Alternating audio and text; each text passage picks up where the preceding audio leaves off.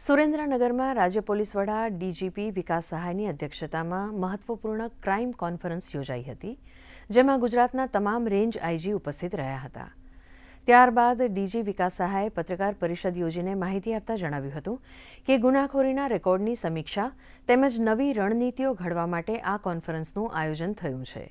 Conference દરમિયાન મુખ્ય મુદ્દાઓ જેવા કે સાયબર ફ્રોડ, શરીર સંબંધી ગુનાઓ, વ્યાજખોરી, લોન મેળા અને મહિલા સુરક્ષા ઉપર વિશેષ ભાર મુકાયો હતો.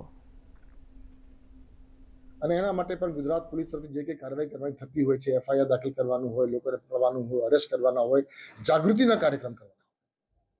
હું એમ માનું છું, અમે લોકો બધા એમ માનીએ છીએ કે સાયબર ક્રાઇમને અટકાવવા માટે કદાચ સૌથી અગત્યનું, સૌથી મહત્વપૂર્ણ કોઈ વિષય હોય જો એ છે લોકોમાં સાયબર અવેરનેસ અને સાયબર એડ્યુકેશન. અને સાયબર ક્રાઇમમાં જે લોકો પોતાના પૈસા ગુમાવ્યા છે, તો બેંકની સાથે સંકલન કરી એમને કેમ પાછા પૈસા અપાવીએ એના માટે પણ ગુજરાત પોલીસ કાર્યવાહી કરી રહી છે.